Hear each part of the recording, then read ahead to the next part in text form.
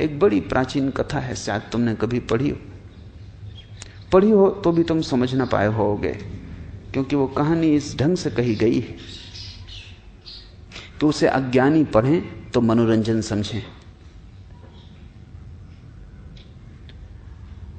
ज्ञानी पढ़ें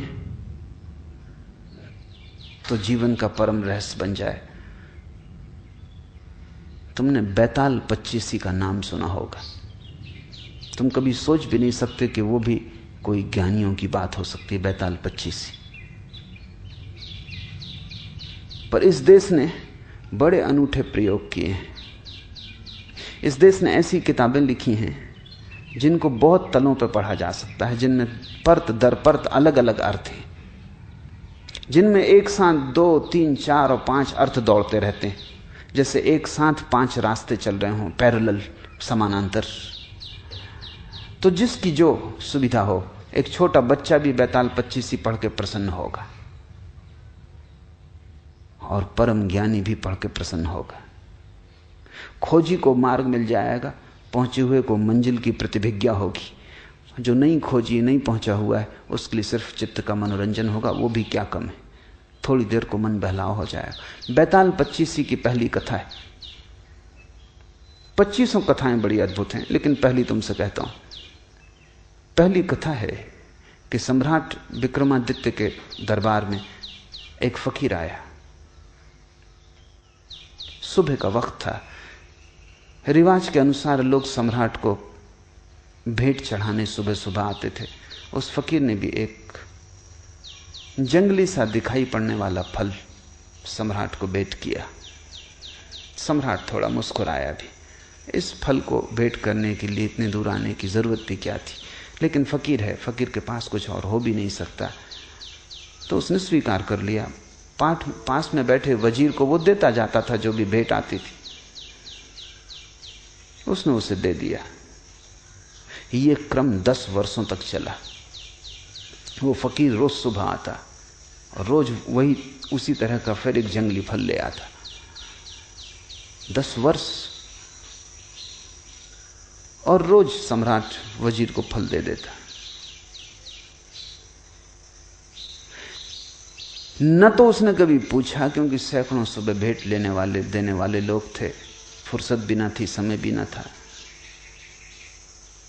और इस फकीर से पूछने जैसा भी कुछ नहीं लगा। पर एक दिन पास ही सम्राट का पाला हुआ बंदर भी बैठा हुआ था, और सम्राट ने वजीर को फल न दे के बंदर को दे दिया। बंदर ने फल खाया और उसके मुंह से एक बहुत बड़ा हीरा जो फल में छिपा था नीचे गिर गया। सम्राट तो चौंका, इतना बड़ा हीरा तो उसने देखा भी नहीं था। वजीर से कहा कि बाकी फल कहां है? वजीर ने ये सोचा था कि जंगली फल है, पर फिर भी उसने सोचा कि सम्राटों के पास संभल के रहना पड़ता है, तो एक तलघरे में वो फेंकता जाता था, क्योंकि फलों का करोगे क्या, जंगली थे, खाने योग्य भी नहीं लगते थे, स्वाद भी ठीक नहीं था। तलघरा खोला गया, भयंकर बदबू से भरा था, क्योंकि सारे फल सड़ गए थे, लेकिन उन सड़े हुए फलों के बीच हीरे चमक रहे थे। ऐसे हीरे कभी सम्राट ने देखे नहीं थे।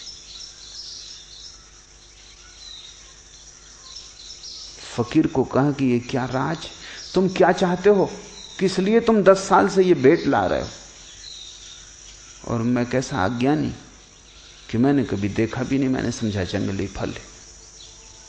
उस फकीर ने कहा, होश ना हो तो जिंदगी ऐसे ही चूक जाती है। दूसरी समानांतर अर्थ की धारा शुरू होती।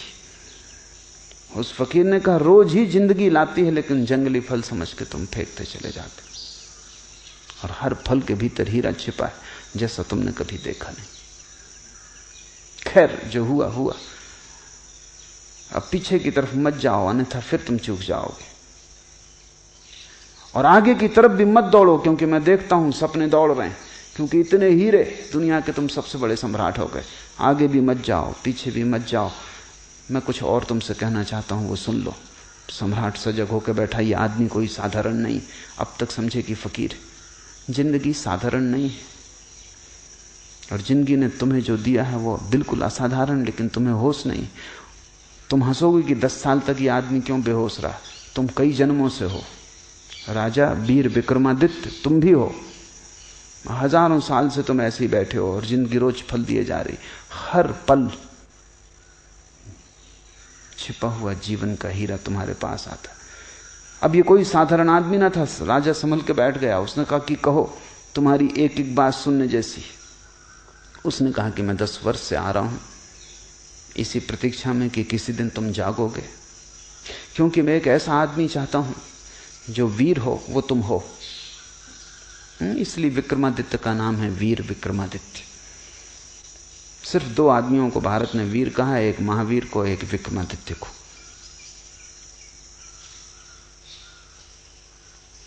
निश्चित तुम वीर हो, इसमें कोई शक शुबा नहीं, लेकिन काफी नहीं है वीर होना। इसलिए मैं चाहता था जब तुम जाग जाओ वर्तमान के प्रति, तब मेरे काम के हो सकते हो। अब दोनों बातें घट गई। अब तुम महावीर हो। होश और साहस। मैं एक बड़े महान तंत्र के कार्य में लगा हूं। उसमें मुझे एक ऐसे आदमी की जरूरत हो जो बहुत वीर हो, जिसे कोई चीज भयभीत ना कर सके, और जो होशपूर्ण हो। अगर तुम तैयार हो तो आज अमावस की रात है, तुम सांझ मरघट पे पहुंच जाओ, मैं तुम्हें वहीं मिलूंगा। वो फकीर तो चला गया। सम्राट ने कई बार सोचा भी कि इस झंझट में पड़ना कि नहीं, लेकिन फिर ये तो कायरता होगी। और ये आदमी ऐसा है कि इसके साथ थोड़े दूर जाने जैसा है।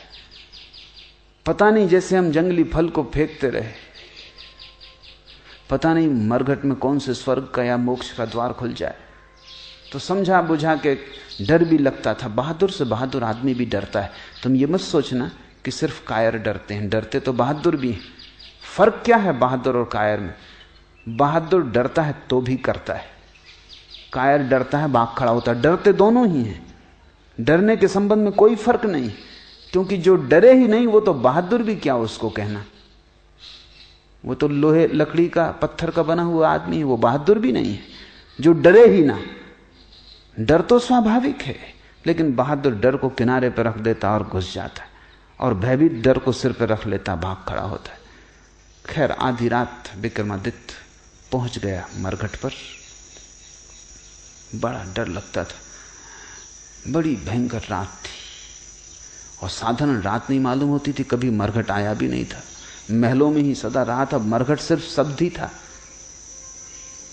तुम भी कभी रात अमावस की आधी रात मरघट जाओ, तब तुम्हें इस शब्द का अर्थ पता चलेगा। शब्दकोश में इसका अर्थ नहीं लिखा है। मरघट एक बड़ी अनूठी घटना है। चारों तरफ रहस्य, भय, खतरा, भूत प्रेत, चीख पुकार, और वो तांत्रिक फकीर अपना मंडल रच के बैठा है, नग्न। खोपड़ियां, एक जिंदा लाश को काट रहा है। उसने सब इंतजाम अपना कर रखा है जो उसे करना है। सम्राट से उसने कहा आ गए ठीक। यहां से थोड़ी दूर, वो दूर दिखाई पड़ने वाला जो वृक्ष है, वहां एक लाश लटकी हुई। तुम्हें उस लाश को वृक्ष से उतार के ले आना है, लेकिन ध्यान रखना, सजग रहना और शांत रहना, क्योंकि जरा चूके कि ये कृपाण की धार पे चलना है। जरा चूके कि गए, फिर मैं भी सहायता न कर सकूंगा। धड़कती छाती से विक्रमादित्य उस वृक्ष के पास पहुंचा। वहां बड़ा भय लगने लगा उसे, क्योंकि वहां कोई भी ना था, बिल्कुल अकेला था। और उस बड़े वृक्ष में लाशें लटकी हुई थी, एक नहीं 25। बड़ी बदबू आ रही थी। किसी तरह नाक को अवरुद्ध करके वृक्ष पर चढ़ा। हाथ पैर कप रहे थे, वृक्ष पर चढ़ना मुश्किल था। किसी तरह उस लाश की डोरी काटी। वो लाश जमीन पे धम से नीचे गिरी। न केवल गिरी, खिलखिला के हंसी। विक्रमादित्य के प्राण छूट गए होंगे। सोचा था मुर्दा है तो जिंदा मालूम होता है, और जिंदा भी अजीब हालत में है। घबराया हुआ नीचे आया, और उससे पूछा, क्यों हंसे, क्या मामला है? बस इतना कहना था कि लाश उड़ी, वापस जाके वृक्ष से लटक गई। और लाश ने कहा कि शांत होना तो ही तुम मुझे उस फकीर तक ले जा सकोगे। तुम बोले, चूक गए। दोबारा लाश को काट के नीचे लाया। बड़ा मुश्किल था चुप रहना, क्योंकि जब आदमी को भय लगता तब वो कुछ बोलना चाहता, बोलने से भी थोड़ी राहत मिलती। गीत गुनगुनाने लगता है, थोड़ी हिम्मत बढ़ती, मंत्र पढ़ने लगता है, राम राम जपने लगता है, कोई सहारा चाहिए। अब बोलना भी नहीं, शांत भी रहना, भयंकर सन्नाटा और चारों तरफ मौत। शायद आदमी इसीलिए अतीत की सोचता है, भविष्य की सोचता है, क्योंकि डरता है। वर्तमान के क्षण में जीवन भी है और मौत भी, दोनों। क्योंकि वर्तमान में ही तुम मरोगे और वर्तमान में ही जीते हो। न तो कोई भविष्य में मर सकता है, न भविष्य में जी सकता है। तुम भविष्य में मर सकते हो, जब मरोगे तब अभी और यहीं वर्तमान के क्षण में मरोगे। आज मरोगे, कल तो कोई भी नहीं मरता। कल तो मरोगे कैसे, कल तो आता ही नहीं। जब मर नहीं सकते कल में, तो जियोगे कैसे? कल का कोई आगमन ही नहीं होता, कल है ही नहीं। जो है वो अभी और यहां। बोले कि चूक जाते हो, सोचे कि चूक जाते हो। बड़ा कस के उसने अपने को रोका। आदमी बहादुर था। मुर्दा नीचे फिर से काट के गिर पड़ा। भयंकर खिलखिलाहट की आवाज आई, छाती कप गई। नीचे उतरा, मुर्दे को कंधे पर रखा, चलने लगा। मुर्दे ने कहा, सुनो, राह लंबी, रात अंधेरी, और तुम्हारा बोझ हल्का करने के लिए एक कहानी कहता हूं। ऐसी पहली कहानी। उसने कहा कि 3 युवक थे, ब्राह्मण।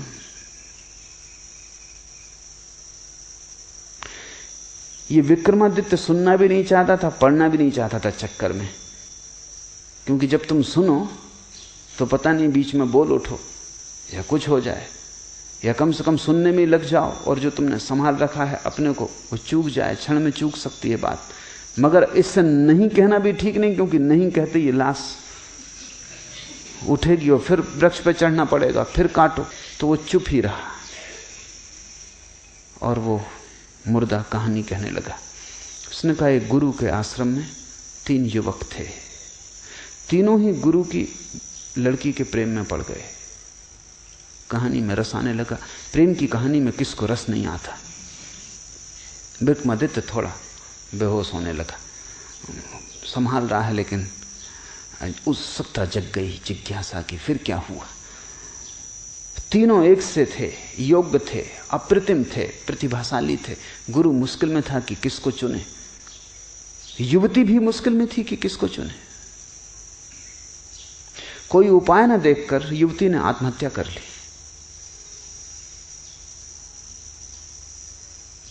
कोई रास्ता ही ना मिला और ये 3 के बीच वो बड़े द्वंद्व में घिर गई। और तीनों चुनने योग्य थे और मुश्किल था किसको छोड़े।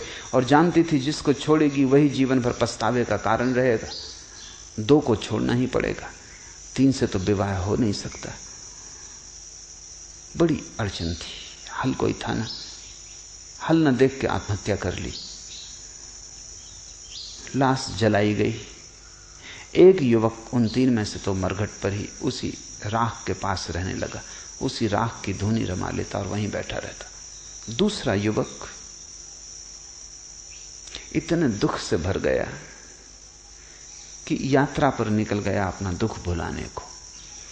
घूमता रहेगा संसार में, अब बसना नहीं है, क्योंकि जिसके साथ बसना था वही ना रही। अब घर नहीं बसाना, वो परिव्राजक हो गया, एक फकीर भटकता हुआ आवारा। और तीसरा युवक किसी आशा से भरा हुआ, क्योंकि उसने सुन रखा था कि ऐसे मंत्र भी हैं कि अस्थि पंजर को पुनरुज्जीवित कर दें। तो उसने सारी अस्थियां इकट्ठी कर ली, रोज उनको गंगा ले जाता, धो के साफ करता, फिर ले आकर रख लेता, उनकी रक्षा करता कि कभी कोई मंत्र का जानने वाला मिल जाए। वर्षों बीत गए। जो घूमने निकल गया था यात्रा पर, उसे एक आदमी मिल गया जो मंत्र जानता था। उसने उससे मंत्र सीख लिया, मंत्र का शास्त्र ले लिया, भागा। अब डरा, वो घबराया कि पता नहीं अब अस्थि पंजर बचे भी होंगे, क्योंकि वो तो कभी के फेंक दिए गए होंगे। लेकिन आके आश्वस्त हुआ, अस्थि पंजर बचाए गए थे, उनको संजो कर रखा था उसके साथी ने। उसने मंत्र पढ़ा, वो युवती पुनरुज्जीवित हो गई, पहले से भी ज्यादा सुंदर, मंत्र सिक्त, उसकी देह स्वर्ण जैसी, अभी अभी ताजी, जैसे कमल का फूल अभी अभी खिला हो। फिर कलह शुरू हो गई, क्या वो किसकी? अब तक सम्राट भी भूल चुका था कि वो क्या कर रहा है, और ये सुनने में लग गया था जैसा तुम सुनने में लग गए। उस मुर्दे ने पूछा कि सम्राट गौर से सुनो, क्योंकि फिर झगड़ा खड़ा हो गया। अब सवाल है कि इन तीन में से युवती किसकी? तुम्हारा क्या ख्याल है? और अगर तुम्हारे भीतर उत्तर आ जाए, और तुमने अगर उत्तर न दिया तो तुम इसी क्षण मर जाओगे। हां, उत्तर ना आए कोई हर्जा नहीं। बड़ा मुश्किल है उत्तर का ना आना। आदमी का इतना बस थोड़ी है अपने मन पर। कोई बुद्ध पुरुष हो तो ना आए, ठीक है, सुन लिया प्रश्न, उत्तर ना आया, कोई हर्जा नहीं। विक्रमादित्य बड़ी मुश्किल में पड़ा। उत्तर तो आ रहा है, बुद्धिमान आदमी था, तर्कनिष्ठ था, समझदार था, शास्त्र पढ़े थे, तर्क साफ था। अब वो बड़ी मुश्किल में पड़ गया। उसने कहा कि बोल, अगर उत्तर आ रहा है तो बोल, अन्यथा इसी वक्त मर जाए। तो उसने कहा उत्तर तो आ रहा है इसलिए बोलना ही पड़ेगा। उत्तर मुझे ये आ रहा है कि जिसने मंत्र पढ़ के युवती को जगाया वो तो पिता तुल्य है, उसने जन्म दिया, इसलिए वो विवाह नहीं कर सकता, वो तो कट गया। जिसने अस्थियां संभाली और रोज गंगा में स्नान कराया वो पुत्र तुल्य है, कर्तव्य है, सेवा, उससे शादी नहीं हो सकती। प्रेमी तो वही है जो धूनी रमाए, राख लपेटे, भूखा प्यासा मरघट पी बैठा रहा, न कहीं गया न कहीं आया। विवाह तो उसी से। लाश छूटी, जाके वृक्ष से फिर लटक गई, क्योंकि ये आदमी बोल गया। ऐसी 25 कहानियां चलती।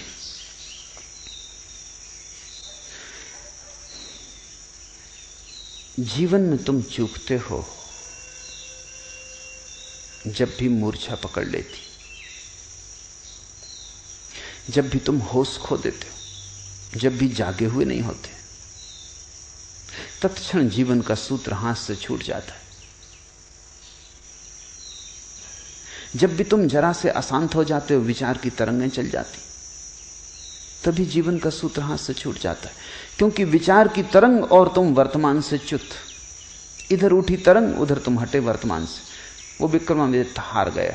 वो फिर ऐसी 25 कहानियां चलती हैं पूरी रात, और हर बार चूकता जाता है, हर बार चूकता जाता है। 25वीं कहानी पर संभल पाता है।